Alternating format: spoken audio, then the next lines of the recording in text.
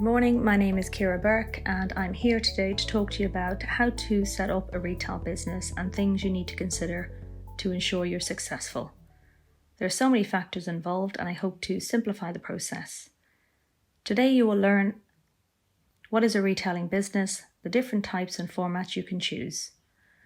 We will cover how to create your business plan and the 5 stages involved, how to complete your market research, how to set yourself up for success with your financing, how you can define your concept and branding, how to think about your customer and understand the customer journey and experience that you're trying to create.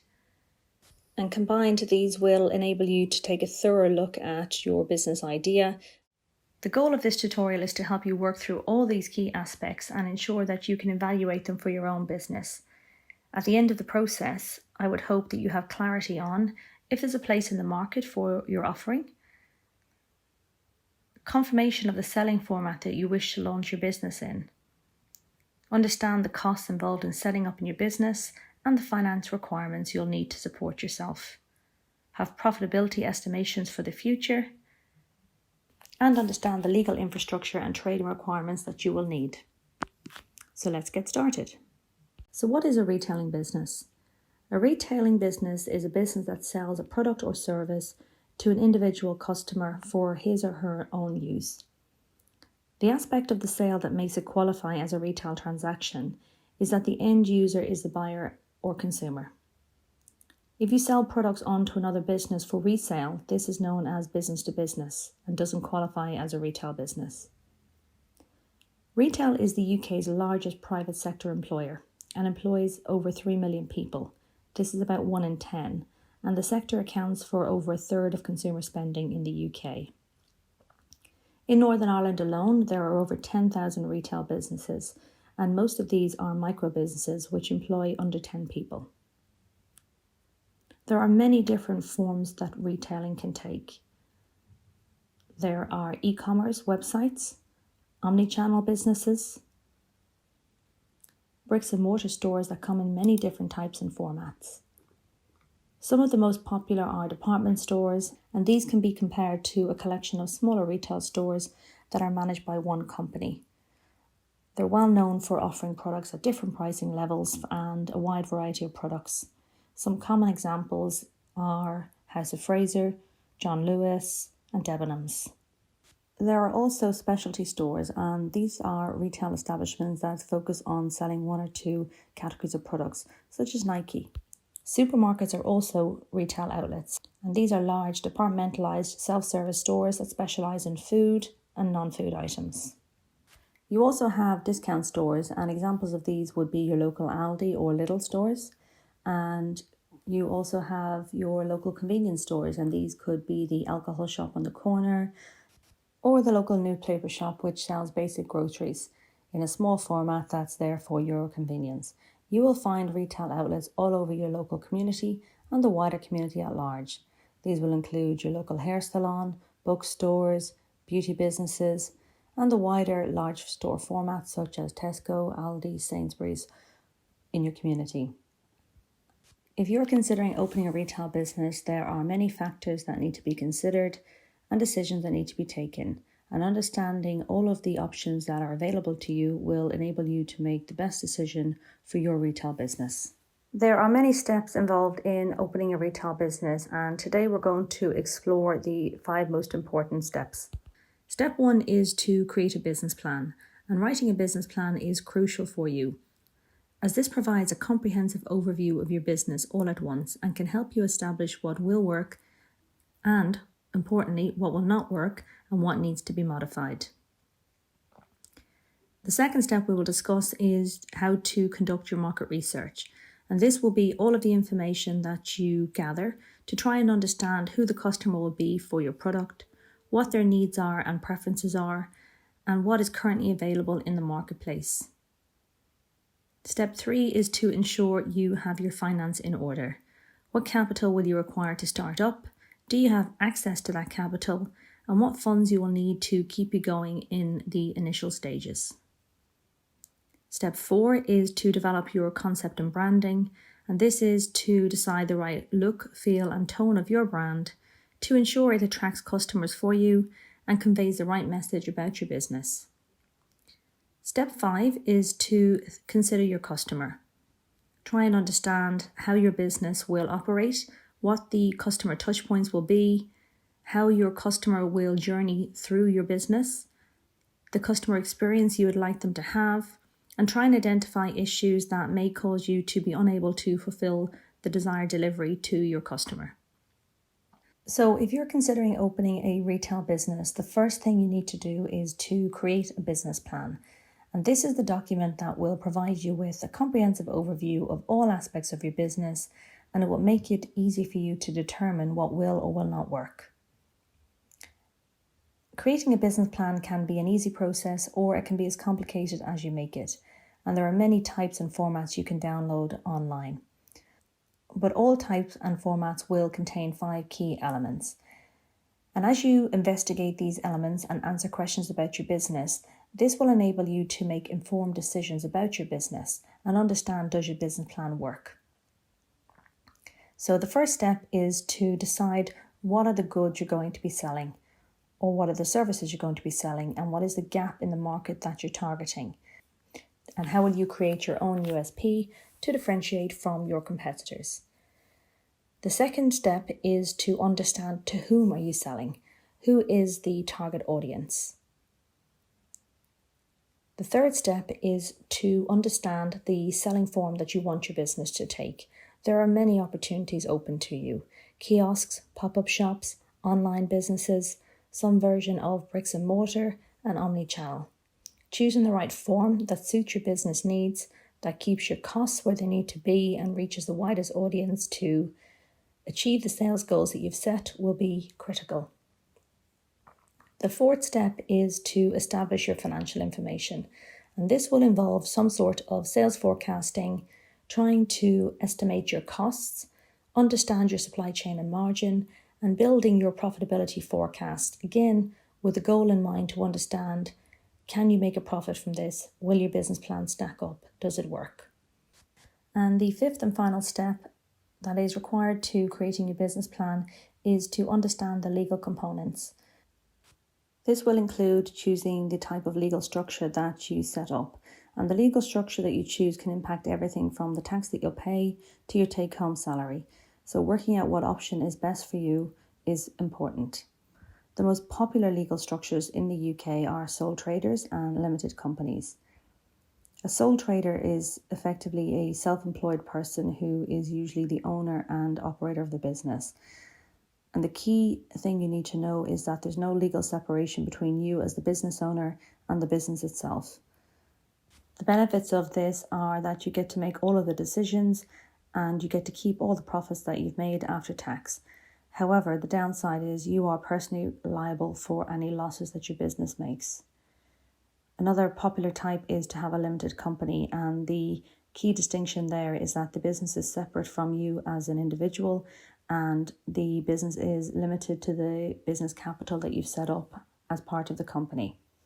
You will work for the business as its business director. And as a director, of course, you will be responsible for making the business decisions, including legal and financial, but your business liabilities are separate from your own individual liabilities, and this is the key difference. Other parts of the foundation will include your tax structures, understanding the laws of operation with regards to trading of your business, for example, hygiene, employees, health and safety. Once you have investigated all areas as part of building your business plan, you should have a good overview of your business idea. And essentially you can see, would it work or would it not work? This gives you the opportunity to have a complete overhaul of the idea if it's needed, or make tweaks to any areas that are needed. The most important part is to be thorough in your investigation, because the more that you understand, the more effective decisions you'll be able to take. It's important to note that most businesses don't make profit from day one, and it's okay to trade at a loss in the beginning. But understanding the costs involved and how much capital and cash flow you will need to sustain the launch of your business will be a key part of being successful. As Benjamin Franklin once said, if you fail to plan, you are planning to fail. And building your business plan is the most important part of setting up a business. So let's take a deeper look at these areas, and we'll start with what are you going to be selling? What is going to be your USP, your unique selling point, also known as your value proposition? Value usually describes something that is of importance to us or useful to us. And this is what you're trying to create for the customer with your product or service. You're looking to meet their unmet needs, and by solving the problem for the customer, you're creating demand for your product or service. You could be opening a business that's based around a skill that you have. For example, a hairdresser opening her own hair salon, or you could be opening a food and beverage where you're going to sell a wide range of products. Regardless of the type of product or service that you're going to be selling, one area you will need to look at when deciding what you're selling will be who else is doing it in the market and how well they're doing it and how well they're meeting the target's needs. Because the more you can tailor your ideas for your goods and services you plan to sell to fit the gaps in the market and to meet the customer's needs, the more demand you'll be creating for your products and services. And having that desirability for your product creates demand and ensures you will have success in your business. So things to ask yourself are, how desirable is your product or service in the current marketplace? How can you distinguish yourself from the marketplace and create yourself a USP or value proposition? And how does that compare to the offering currently in place in terms of price and quality? And now you've taken a look at what you're selling from the customer and market and competitor point of view. The other aspect to consider are your own costs. What is it going to cost you to provide that product or service? And are your margins healthy enough to support your business? The second element to be included as you build your business plan is defining who is your target audience. Who are you selling to? A target audience is a group of people defined by certain demographics or behaviours. Finding your target audience means discovering what kind of people are most likely to be interested in your products or services. There are quantitative elements you can look at when trying to define who is your target audience. Things such as male, female, age, are they children, preschoolers, teenagers, adults? And then there are the harder to define elements such as characteristics, lifestyle, hobbies. Understanding who your target audience is will be multifaceted, but one of the most popular ways to try and understand is to create what's called a buyer persona. What is a buyer persona? To put it simply, a buyer persona is a mold of your ideal customer. This is a customer that takes an active interest in your products and would likely purchase them. Creating a buyer persona usually starts with age, gender, geographic regions, income. You may want to add in to your research things like hobbies, interests, values, and lifestyle. Creating these personas allows you to put a face to the customers you want to attract and be very targeted in your marketing. And I'll give you an example of something I've seen recently. It was a brand selling crutches. And in their advertising, I could see the different buyer personas that they had created to sell their products. They were selling a variety of items, but I could see they were targeting the young athlete who'd hurt themselves in a sports-related industry. There was the businesswoman who was trying to conceal and carry on about her busy life. There was the old grandparent who was concerned about hurting himself and was looking for something sturdier. And understanding who you're selling to is critical because it allows you to be that focused and meet the need of the customer that you're selling to. The third part of creating your business plan is deciding how you want to sell your products and choosing a medium for that. The most common forms are bricks and mortar. This covers all physical locations, including physical stores, pop-ups, kiosks, and basically anywhere a customer is traveling to you to make the purchase.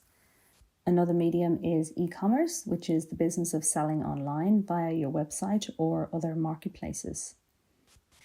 E-commerce businesses are growing rapidly, and you generally see double-digit growth reported in the media from some of the larger players. And when you compare this to traditional bricks and mortar businesses, which typically show 1 to 2% growth, it may seem as if it's the only choice or the obvious choice to take. However, a point to note, in 2019 total retail sales in the UK, e-commerce only accounted for less than 20% of the total sales. So there is still a lot of value in bricks and mortar. And there are important things to consider when choosing the right form for your business. One of these will be the effectiveness of route to market for your target audience. What are the setup costs involved with each medium? And what are the operational needs of your business? If you're selling fridges, for example, it would take a lot of physical space to display them in store and a lot of warehousing space to hold inventory. Comparisons can perhaps be a lot easier from a customer point of view with online, where they can compare the basic functionality, cost, and online reviews of various brands quite easily. These days, most businesses choose to have what is called an omni-channel business, and this just means it's a multi-sales strategy business model. This just means that the customers can buy from you in a variety of ways, including online, mobile apps, and physical locations. It's important to note that today, many purchases involve both digital and physical browsing of goods. Often a purchase begins with online research, followed by a visit to the store to make the purchase. Or conversely, a purchase may start with the customer examining the product in store, but making the purchase online. The same can be true if you're selling a service. For example, many people view a food menu online before making a booking at a restaurant and attending. So if you're considering setting up a retail business, you need to consider all the factors carefully and choose the best format for your business. Look at what you're selling, how you're going to be able to reach the most amount of appropriate customers for your business, what the costs are involved of each, and take the appropriate decision for your business. It's also important to note that you can start with one form of business and then build on it as you gain success within your sales performance and your financial situation changes. Now we move to the fourth stage of writing your business plan, and this is to build your financial statements. Building your financial plan will form the basis of rationale for choosing to take your retail business forward or not, or deciding if any adaptations are needed. So let's start with sales forecasting. Of course, it is going to be difficult to establish exactly what your sales will be. However, you do need to try and work out a benchmark to see if your sales will cover your costs. If they don't ultimately cover your costs, you will not have a viable business model, and it is imperative to find this out before you commit. So how can you forecast sales without being a fortune teller? Well, ultimately, forecasting sales is about setting goals for your business and what you hope to achieve. You can't afford to be too broad and generic in your forecasting, so I suggest you do a bottom-up forecast, which is basically an educated guess. So the first step is to work out the market size and work out how many of those customers you can expect to be able to reach. This can be through advertising methods, footfall, or other forms of communication. The second step is trying to understand, of those people that you do reach, how many will you be able to convert to a purchase? And of those that do buy, how much will they spend? You can use some statistics from your industry to help you base some facts around your guesstimates. An example of how to calculate a sales forecast based on this information could be, you have a footwear store in a mall. There will be footfall traffic information available for that mall, and you can then try to calculate conversion. So if the estimated traffic in the mall is 1,000 people daily walking by your store, how many of those will actually enter your store?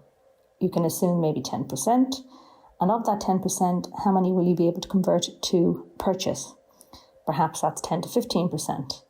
So now you have an expected number of transactions daily. You need to work out how much each person will spend. You can do this in a few ways. You can start by looking at the retail value of your items. We started by talking about a footwear example. So let's assume the average item cost is £50. Customers in this demographic are likely to maybe buy one unit. Therefore, you will have the number of transactions expected from the footfall times your conversion rate times your average retail spend of one unit. If you were taking a different example and you were selling jewellery, I would have a higher expectation of the number of units each customer has purchased. The same would apply to maybe a food and beverage outlet. But the process will be the same. Try and guesstimate using data how many customers you'll be able to reach, what you think your conversion rate of those customers will be, and what each person will actually spend in your store. There are a lot of marketing statistics available for conversion rates for advertisement, especially on social media.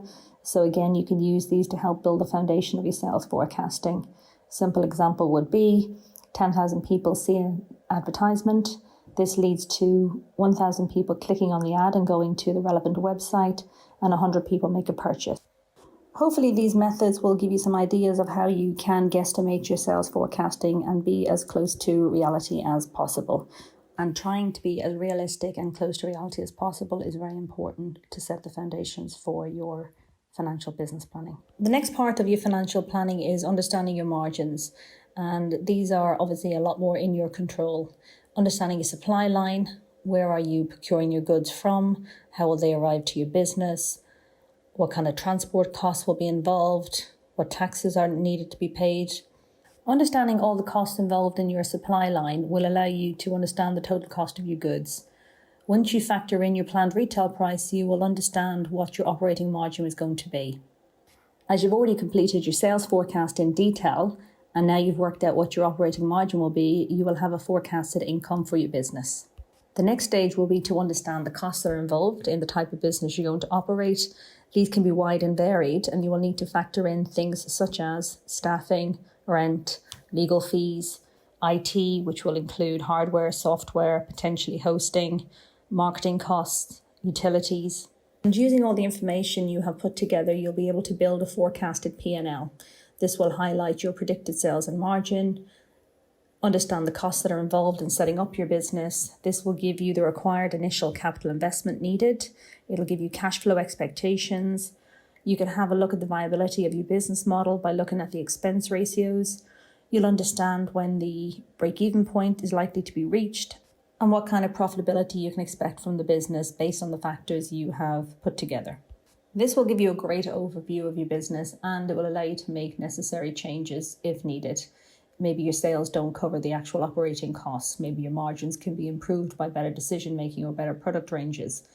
Perhaps your costs are not needed at the start of your business and they can be scaled back in the initial stages and increased as your sales grow. You can make many tweaks to your business format to ensure its viability, but you do need the information of your financial plan to be able to make those informed decisions. It is worth noting that it's considered very normal for a business to take time to achieve break-even or even profitability. However, knowing this in advance and the length of time that will be needed for maturity and the cash flow that will be required to sustain this development is the key to your success. The fifth element that is needed to write up your business plan is to investigate and make some decisions around the foundations that are needed. Firstly, you need to choose the legal structure for operating your business. The most common types in retail are to be a sole trader or a variant of a private company. Being a sole trader is the simplest way to run a business, as it does not involve any registration fees with Company House, and accounts and record keeping are fairly straightforward. You retain any profits that you make, but the downside is you are personally liable for any debts that your business runs up, and this can make it a risky option for you raising capital and finance. The upside is you get to make all the decisions on how to manage your business, and you can raise capital from your own assets as security. The other common option is to have a private company, and there are two broad types of private company. These are limited companies and unlimited companies. Both have the basics where finance comes from shareholders and loans. Any profits are usually distributed to shareholders in the form of dividends, apart from profits that are retained in the business as working capital. The defining aspect of an unlimited company is that its shareholders are liable for the company's debts in the event it becomes insolvent. There is no limit to this liability, and you personally have to contribute to the monetary shortfalls if your business winds up. This is why people normally choose to have a limited company whereby your liability is fixed to the amount you've invested in the business. Other areas you need to understand are to understand the laws that apply to operating your business. This is regards to the operation, employees, health and safety requirements.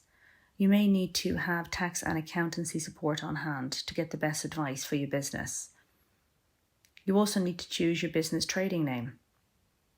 By reviewing these 5 elements together and doing the homework and investigation into all areas, the conclusion should be you have a very good idea of the viability of your business, and it should allow you to write up a solid business plan. Having the knowledge in place of all aspects will allow you to set up a successful retail business. And now we move on to the second point to consider when you are opening a retail business, and this is to conduct your market research. Let's start with what is market research. Market research is the process of gathering information about your potential business's buyer personas, target audience, and customers to determine how viable and successful your product or service would be among these people. So what does market research tell you?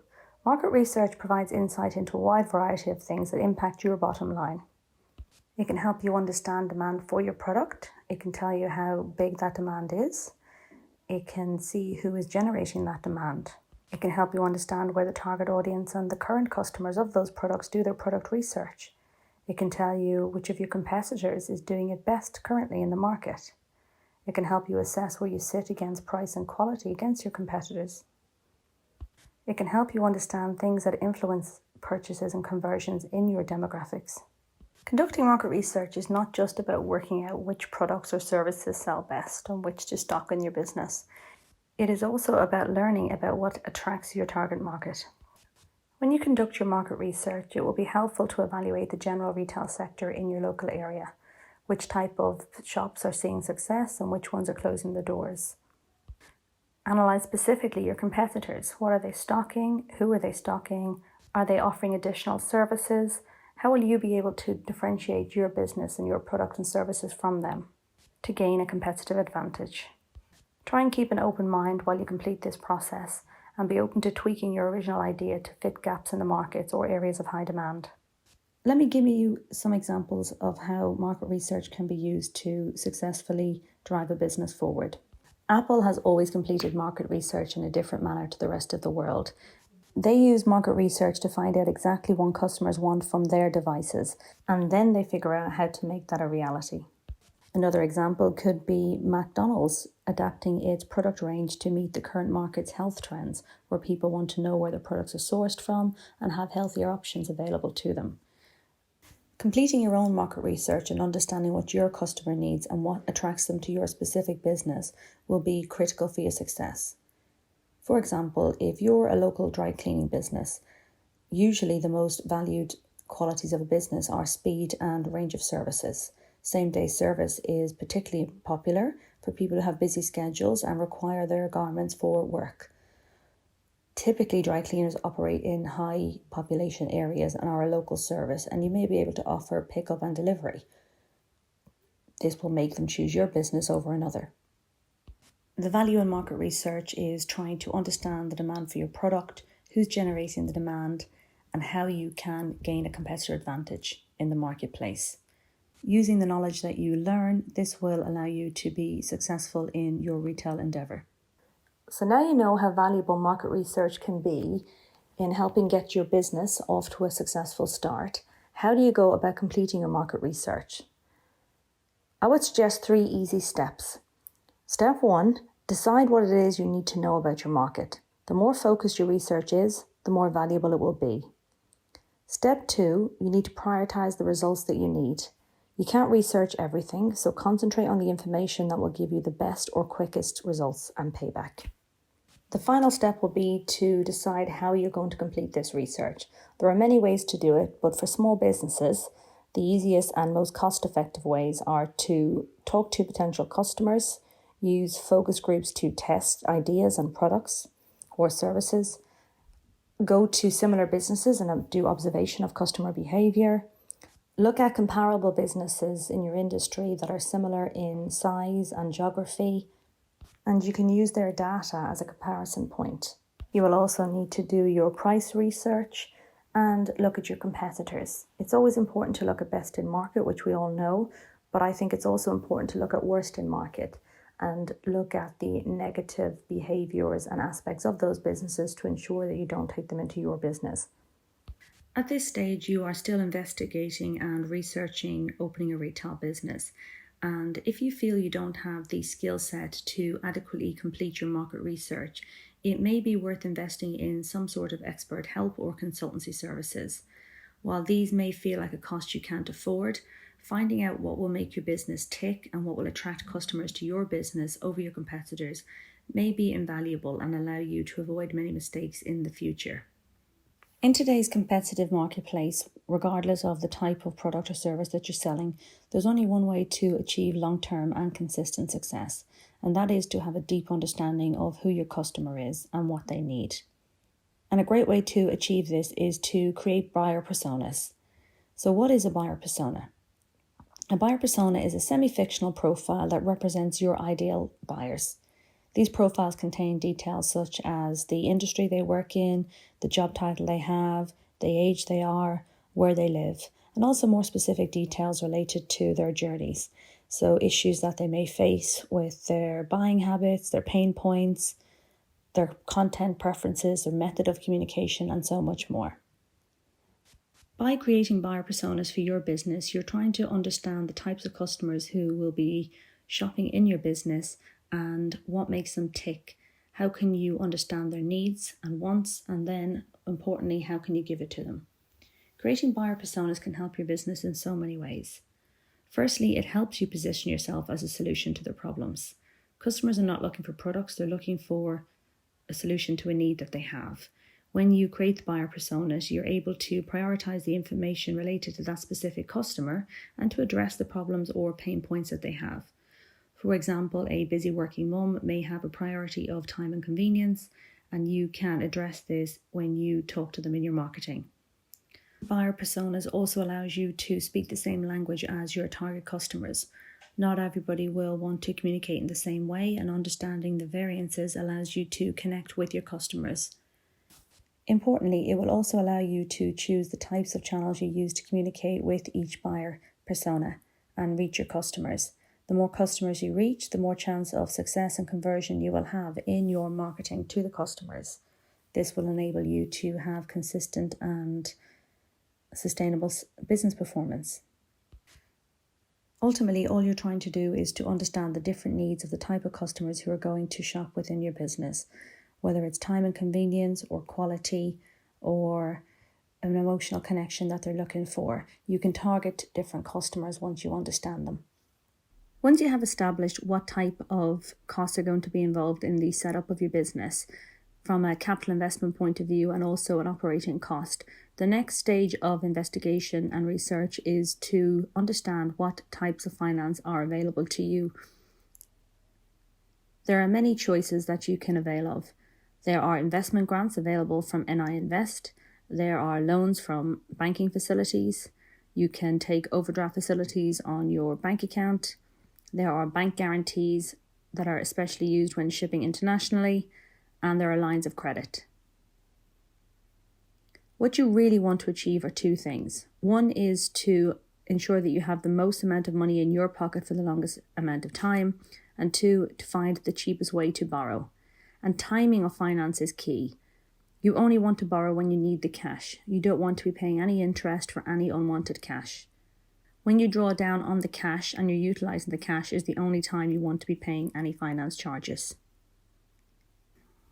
The last area is to negotiate for maximum benefits.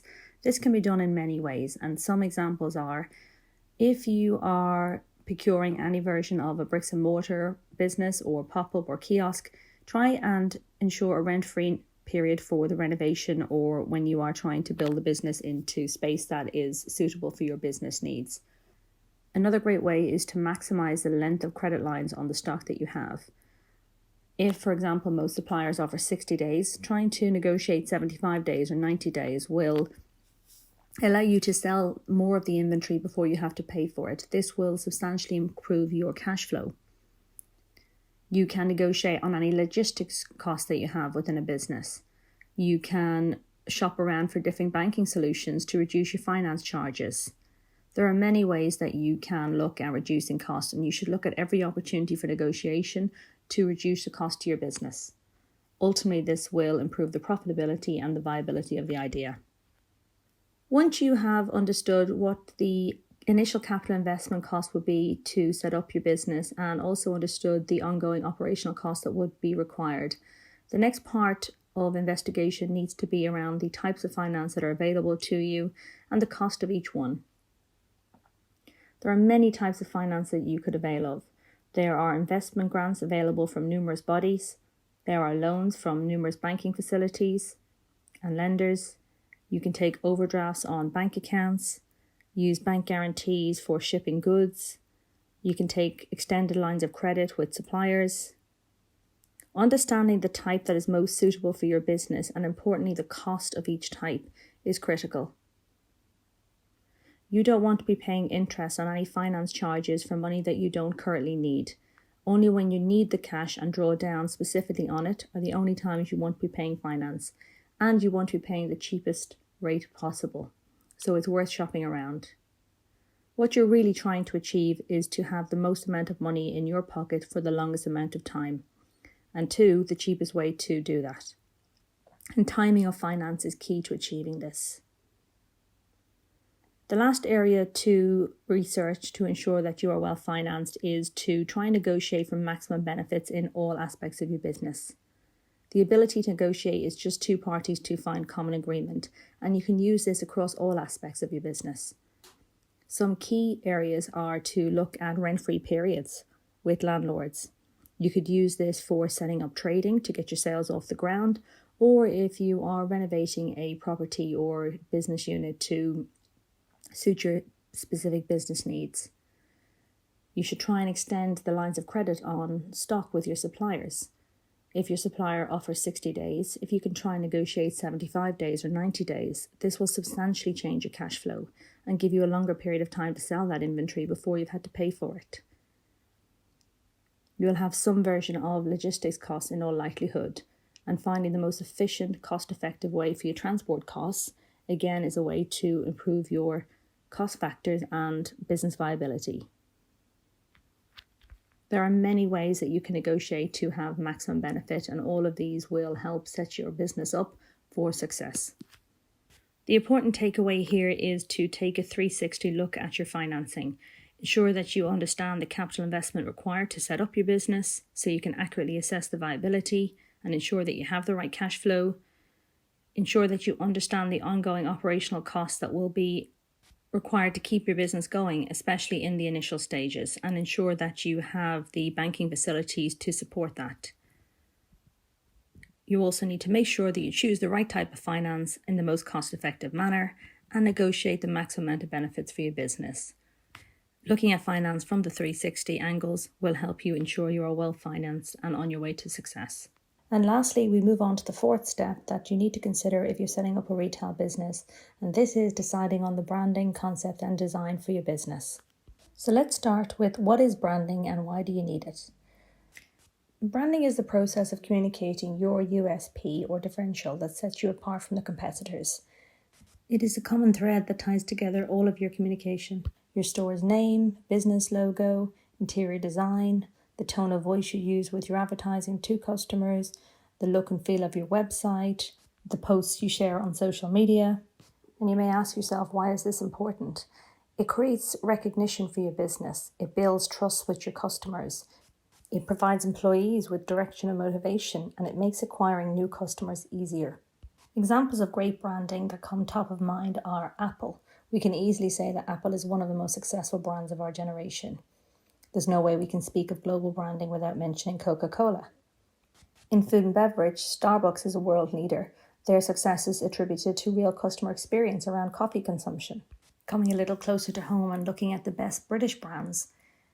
In grocery, you think of Tesco, which is followed closely by Asda, Sainsbury's and Morrison's. If you think footwear, you think Clark's. If you think eyewear, you think Specsavers. And this is what good branding does. It builds recognition.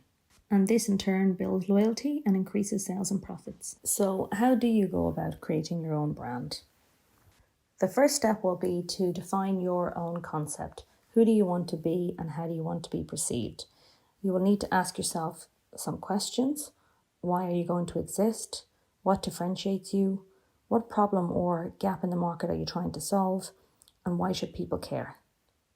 You will use the answers of these to inform the foundation of your branding through taglines, slogans, value propositions, voice, messaging, stories, and much more. So try and dig deep and find those nuggets of truth which can distinguish your brand from others. The second step will be to research your competitors in the market. You should never exactly imitate what another brand is doing, but you should be aware of what they're doing well or where they fail. If your goal is to differentiate from the competition, you need to understand them. You want to convince the customer to purchase from you and not them. The third step will be to determine your target audience. The foundation for building your brand is to determine the target audience you'll be focusing on. You can't be everything to everybody. So when building your brand, try and keep in mind exactly who you're trying to reach, and you'll tailor your mission and your message to meet their needs. The key is to try and be specific and hone out on detailed behaviours and the lifestyle of your customers. You will come to realise the competitive advantage when branding your business is to narrow your focus. This helps ensure your brand message comes across crystal clear to the intended recipients. The next step will be to define your brand values. These are the beliefs that you as a company stand for and will help guide your actions and decision making. The next step will be to outline the key qualities and benefits of your brand. There will always be brands that have bigger budgets and more resources to command the industry you're in, but your products and services and benefits belong solely to you. Starting a new brand that is memorable means you need to dig deep and figure out what you're going to be offering and what no one else is offering. Focus on the qualities and benefits that make your company branding unique. And lastly, you need to be consistent in all aspects of your communication and delivery. The fifth area we're going to touch upon today is to think about your customer. There will be 3 areas you need to consider specifically in relation to your customer, and that is to understand the touch points that your customer will interact with in your business, and try and define what a good customer journey looks like within your business and what you want that experience to feel like. Touch points are any time a customer thinks about or engages with your business. It can be your website, social media platforms, advertising you complete, physical in-store journey, customer support channels that you set up. It's any time the customer is going to engage with your business, and the journey is the process from when your business enters their awareness through to the physical transaction and the post-care service. The experience is different because it relates to the emotions that the customer feels on this journey. You may see a transaction in a business go through where the product is sold and a cash is counted. But if the experience was negative, the customer will not come back. So you want to understand how the customer is going to interact with your business. What do you want to deliver as a good customer experience? Without knowing the details of what type of business you have, what products you're selling, and what form you're taking, it's hard to talk about in detail. But it's an important area for you to think about as you consider setting up a retail business. Throughout the process today, we have raised a lot of questions, and you will need to step away and hopefully find the answers that will satisfy your business needs and enable you to launch a successful, viable retail business. In summary, you are trying to research and investigate what are your planned goods and services, who is your target customer, what form do you want your business to take, what will be the financial business plan, what are your estimated sales and margin, what are the costs that are anticipated, how does the forecasted P&L look, and what is the crucial break-even point. What is the cash investment required to set up your business and the operational cash flow required to sustain it in the initial stages? You will need to understand and research the competitive market for your goods and services, decide how you will differentiate yourself and what your USP will be, create your buyer personas so you understand your customers' needs and can address them. You will need to decide what your finance requirements are and what the best type and form for your business is. You will need to start the process of creating your brand concept, and importantly, think about the customer experience you want to deliver. We've covered a lot today. I hope you've learned a lot, and I'd like to thank you for taking the time to be with us.